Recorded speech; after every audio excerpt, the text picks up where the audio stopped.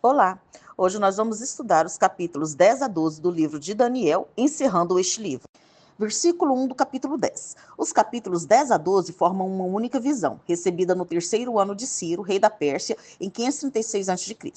2 anos antes, o primeiro grupo de judeus exilados havia retornado a Jerusalém em resposta ao decreto de Ciro, mas eles enfrentaram severa oposição e, a essa altura, seu trabalho de reconstrução estava parado.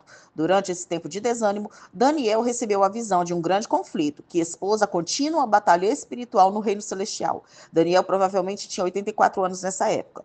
Versículos 2 e 3. Como sinal de identificação com as provações de seus irmãos e irmãs em Judá, pois os samaritanos se opunham à reconstrução do templo e o trabalho estava interrompido, como vimos no livro de Esdras, Daniel ficou de luto, adotando um estilo de vida de jejum por 3 semanas. Ele seguiu sem comer alimentos como carne, nem consumiu vinho e absteve-se das loções que tornavam a vida mais confortável num local seco com um clima desértico. Versículos 4 a 6. O rio Tigre ficava a aproximadamente 32 quilômetros da Babilônia. Com a idade avançada de 84 anos, Daniel não fez a difícil e árdua viagem até Jerusalém com os outros judeus que retornaram. Em vez disso, permaneceu nos serviços do governo da Babilônia. Apesar de sua semelhança com a aparência de Cristo descrita em Apocalipse 1, versículos 12 a 16, o anjo em forma de um homem vestido de linho não pode ter sido o Messias pré-encarnado, porque Cristo não precisaria da ajuda do anjo Miguel. Versículo 7. Os companheiros de Daniel perceberam uma presença poderosa e atemorizante, mas não viram nada, por isso fugiram e se esconderam. Versículos 11 e 12. O magnífico mensageiro encorajou Daniel quando lhe disse que ele era muito amado por Deus e que havia sido enviado como resposta às suas orações para lhe dar discernimento, compreensão e encorajamento em resposta ao seu pranto e meditação pela situação em Jerusalém. Versículo 13.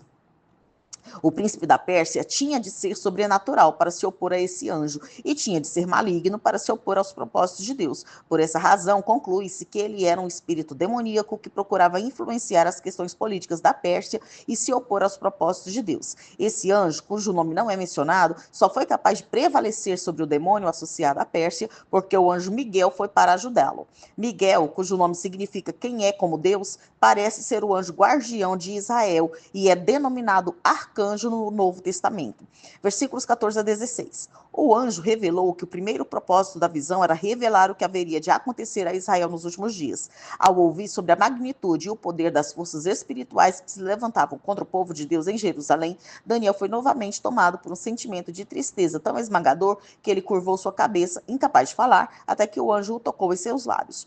Versículos 20 e 21. O anjo declarou que retornaria para lutar contra o príncipe da Pérsia e, depois disso, contra o príncipe da Grécia, a contraparte espiritual da próxima potência mundial a surgir. Essa informação serve como preparação para as revelações do capítulo 11. O livro da verdade provavelmente se refere ao plano de Deus para Israel e o mundo.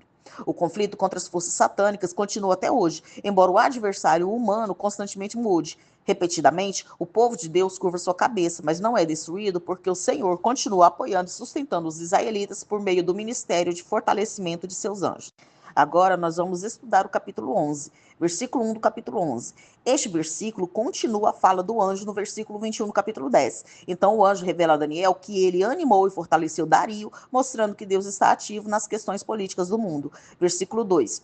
Os 3 reis na Pérsia eram Cambises, que reinou de 530 a 522 a.C., Pseudo-Esmerdes, que reinou em 522 a.C., e Dario I Estaspes, que reinou de 522 a 486 a.C.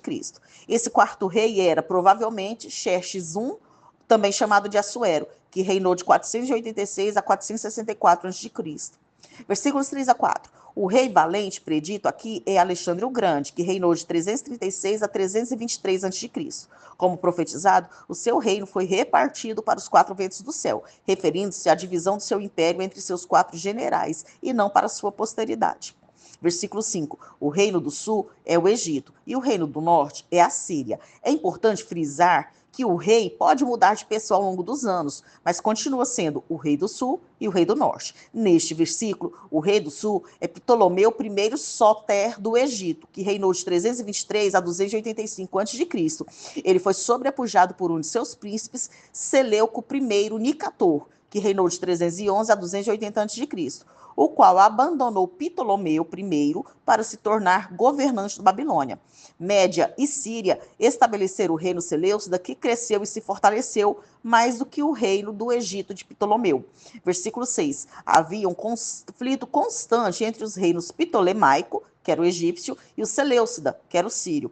Mas por volta de 250 a.C., Ptolomeu II Filadelfo, que reinou de 285 a 286, 246 a.C., que era o então rei do sul, tentou um acordo de paz com Antíoco II, o então rei do norte, ao enviar sua filha Berenice para se casar com Antíoco. Como Daniel havia profetizado, a filha do rei do sul casará com o rei do norte para estabelecer a concórdia.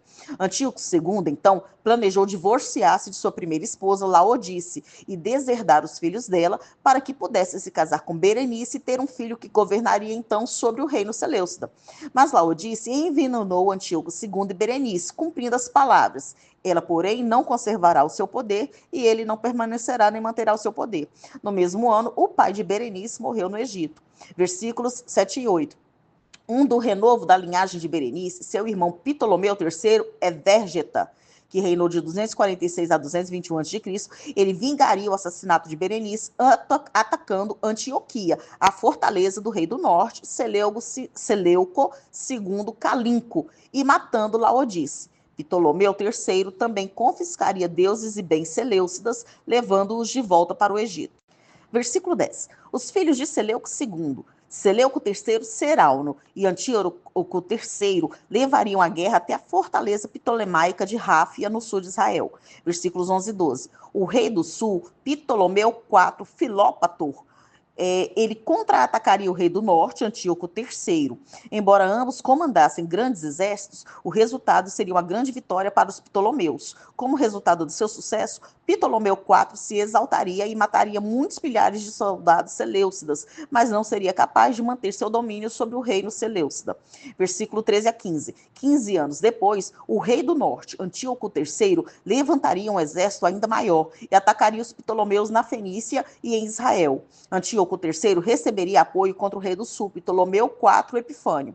Esse apoio viria de rebeldes judeus, chamados aqui de os violentos do teu povo.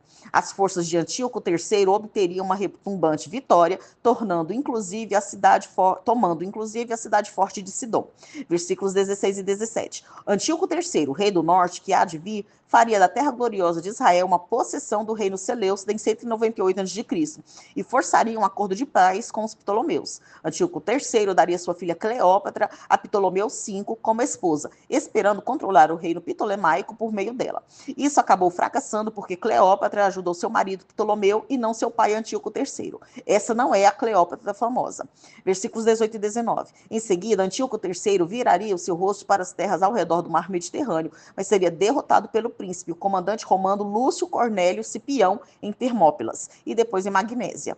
Isso forçaria Antíoco a se concentrar em seu próprio país, onde tropeçaria e cairia e não seria achado, ou seja, sendo morto por uma multidão que defendia o templo de Zeus em Elimais, quando Antíoco tentou saquear. Versículo 20. O rei que se levantaria em seu lugar é Seleuco IV Filópator, que enviaria seu arrecadador Heliodoro com o propósito de coletar dinheiro para com ele pagar a alta indenização que devia a Roma.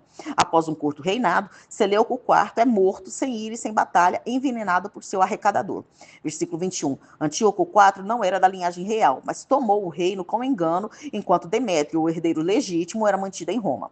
A predição o chama de homem desprezível em razão do seu ódio para com o povo judeu, sua tentativa de destruir o judaísmo, sua profanação do templo e sua megalomania demonstrada ao se intitular Epífanes, que significa o Deus manifesto.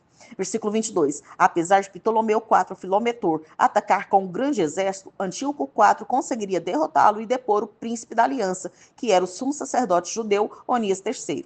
Versículos 23 e 24. Antíoco IV será fortalecido ao compartilhar a riqueza de suas conquistas, repartindo a presos, despojos e a riqueza entre os seus seguidores. Versículos 25 a 27. Estes versículos parecem se referir aos acontecimentos da primeira batalha de Antíoco IV com o Egito, como está no versículo 22, e se explica com mais detalhes porque Ptolomeu IV Filometor foi derrotado. Os próprios conselheiros de confiança de Ptolomeu VI o encorajaram a sair contra Antíoco IV, que era seu tio, e ele foi derrotado. derrotado. Então os dois reis, Antíoco IV e Ptolomeu VI, que agora era prisioneiro de Antíoco, fizeram uma aliança para recuperar o controle do Egito das mãos do irmão de Ptolomeu VI, Ptolomeu VIII, mas nenhum deles pretendia manter a aliança, um pretendendo usar o outro para obter vantagem. Essa aliança foi bem sucedida no início na captura de Mênfis, mas falhou em tomar todo o Egito. Ptolomeu VIII continuou a governar em Alexandria. Mais tarde, os dois irmãos, Ptolomeu VI e Ptolomeu VIII, uniram suas forças e governaram juntos todo o Egito. Versículo 28. Antíoco IV retornou para sua terra depois de saquear o Egito em 169 a.C. E em seu caminho para casa parou na Palestina, onde encontrou uma insurreição e mandamento. Ele tratou os judeus com crueldade, matando 8.000 homens, mulheres e crianças e saqueando o templo. Os judeus se enfureceram com a brutalidade desse governante e deram início a uma revolta de pleno direito, normalmente chamada de Revolta dos Macabeus. Versículos 29 e 30. Antíoco IV lançaria outro ataque contra o Egito, mas havia um acordo entre os romanos e os ptolomeus, e Antíoco desta vez encontrou os navios de Quitim, a frota romana liderada por Gaius Popilius Laenas, que o forçaria a voltar humilhado. Versículos 11 e 32. Antíoco IV voltaria a atacar Israel em 167 a.C., ao retornar para a Síria, desta vez profanando o santuário em Jerusalém, construindo um ídolo para Zeus dentro do templo. Antíoco prefiguraria as ações do futuro anticristo ao abolir o contínuo sacrifício e cometer a abominação desoladora, que era este ídolo no templo. As lisonjas de Antíoco IV seduziram alguns dos judeus para se voltarem contra a aliança, mas alguns judeus fiéis preferiram permanecer fortes e morrer a agir contra as leis de Deus, e muitos de fato morreram. Alguns também começaram a organizar uma revolta, provavelmente se referindo ao sacerdote Matatias e seus 5 filhos, que lideraram a revolta dos Macabeus, e que em 164 a.C. reconsagraram o templo. Versículos 33 a 35. Os macabeus experimentariam sofrimento em sua batalha contra Antíoco. No fim, os macabeus derrotariam Antíoco e dedicariam novamente o Santo Templo em Jerusalém e estabeleceriam a festa de Hanukkah, ou festa da dedicação, a qual o Senhor Jesus celebrou em João 10, versículo 22, e o povo judeu até hoje celebra. Versículo 36. Sobre a conclusão da profecia, a visão parece mudar o foco e abordar uma situação que transcende a perseguição sob Antíoco IV, e dessa forma considera-se normalmente que o restante do capítulo se refira ao anticristo. Apesar de Antíoco IV ter sido muito poderoso, ele pôde agir segundo a sua vontade somente até certo ponto, pois o poder dos romanos foi bem maior do que o seu.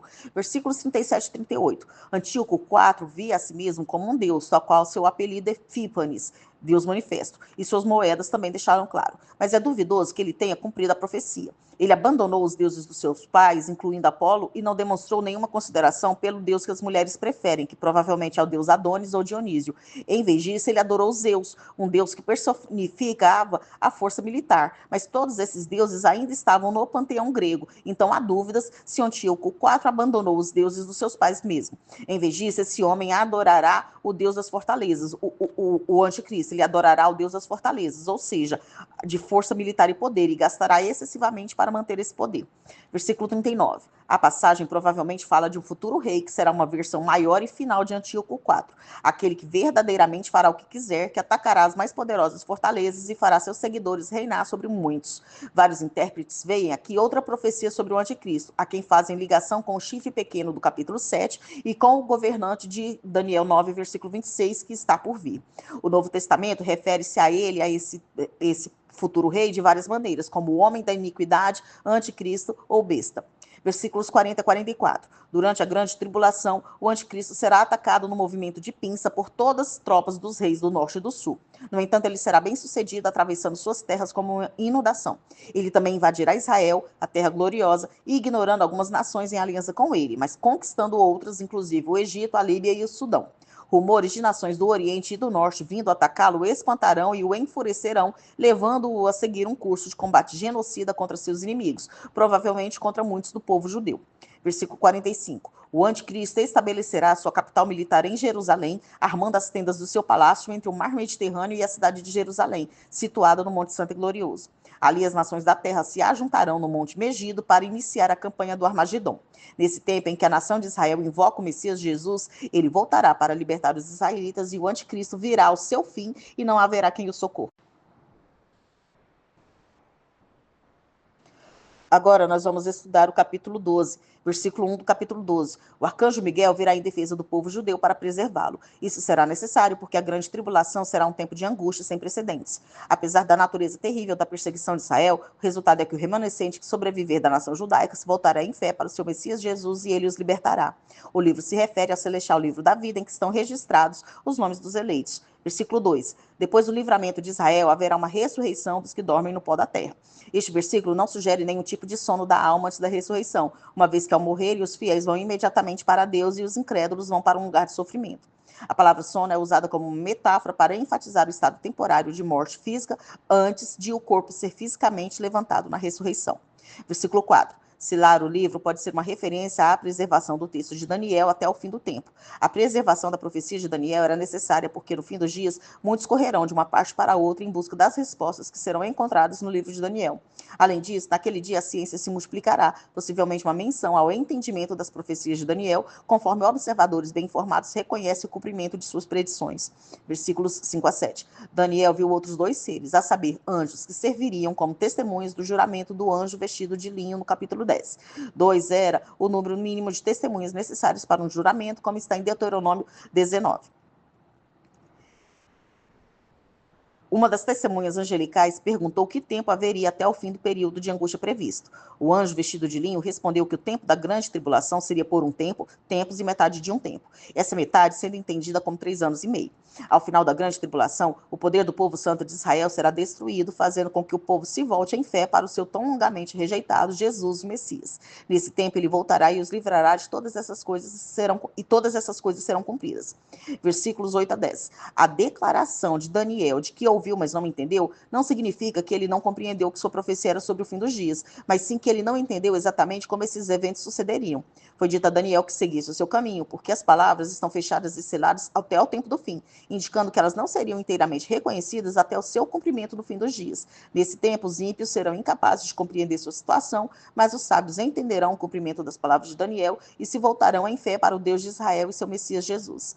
Versículos 11 e 12. 2 espaços de tempo foram revelados a Daniel. Primeiro, da metade da tribulação, quando o anticristo tira o contínuo sacrifício e põe a abominação desoladora até o fim, haverá 1.290 dias. É dito que a grande tribulação será de 3 anos e meio, ou seja, 1.260 dias. Aqui a grande tribulação é 30 dias mais longa, provavelmente para incluir o tempo do julgamento das nações. Segundo, uma bênção aguarda o que chega até 1.335 dias, período que inclui não apenas os 30 dias para o julgamento das nações, mas um período adicional de 45 dias, talvez para se estabelecer o governo do reino messiânico. Aqueles que entram nesse reino são chamados bem-aventurados, porque farão parte do mais glorioso mundo, governado pelo seu maior rei, o próprio Senhor Jesus. Versículo 13. O anjo disse a Daniel que ele devia continuar até o fim de sua vida, quando então repousaria, um eufemismo para a morte. No entanto, Daniel recebeu a promessa de que no fim dos dias ele também ressurgiria dos mortos. Nós terminamos aqui o estudo do livro de Daniel.